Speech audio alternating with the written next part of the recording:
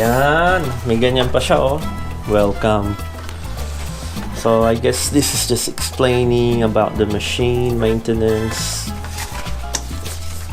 warranty card, information there, and about the warranty, it comes with 24 months warranty. So any faults, what they do is they come to the house and pick it up, and you know, they check it out and replace it or repair it depending on what the issue is.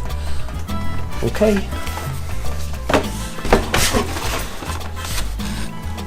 Ito yung base, yung ilalim yan. Ayan. Okay. Serial number, probably don't want that.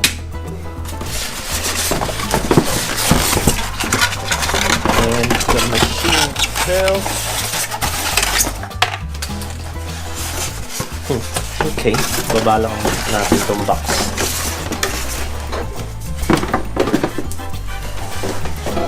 Wow.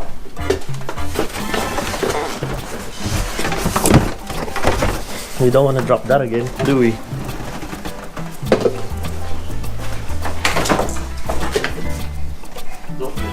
Yan yung water niya ng last machine, yung predecessor, the new machine. I think you gotta plug it first.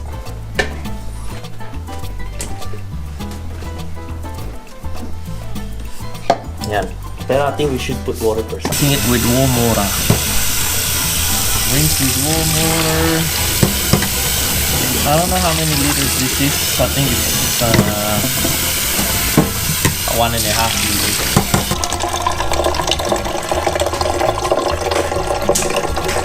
Yan, may water na siya. Now we're gonna press that button. It will blink to start the machine and pull that out.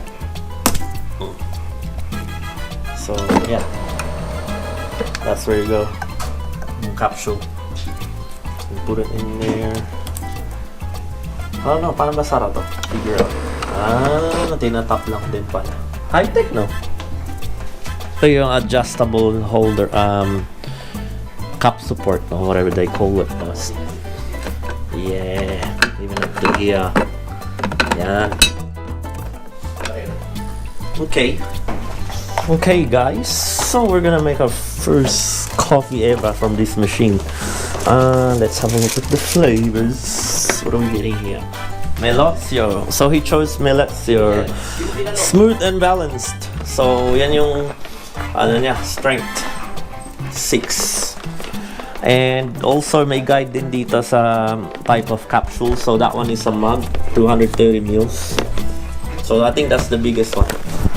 So according to the shop lady, lagyan mo siya ng konting milk dito. So no need to use our frother. Usually in the old machine we use this, we chuck it in there, put some milk, tapos magpo-froth siya mag-isa. Anyway, let's try this now. So yan, lalagay mo lang siya dyan, tapos siya na rin bahala mag-detect ng how much water, temperature, and all that extraction procedures. Press that button, it will do its thing, and then coffee will come out there. Ni-scan niya pa yung makikipag-usap. Switzerland.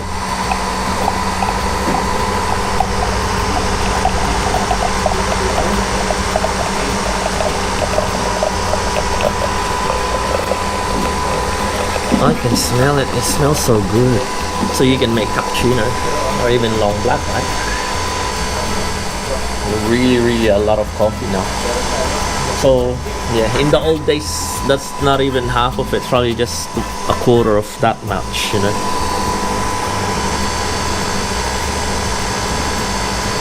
Kasi yan automatic yun eh. I-scan niya, kinokontrol niya rin how much water goes and kung kailan siya titigil.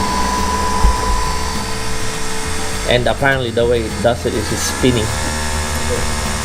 Ni-extract niya yung coffee. Yep, we're almost done.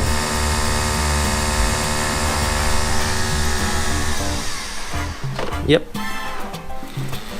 And you notice it doesn't drip as much. I see, you gotta do this.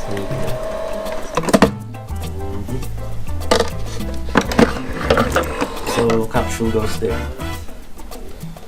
That's what it looks like. I used the first coffee of this machine. Well done, machine. You've extracted your first coffee. Alright guys, and that's it for a quick unboxing and showing you what the new Nespresso machine is like.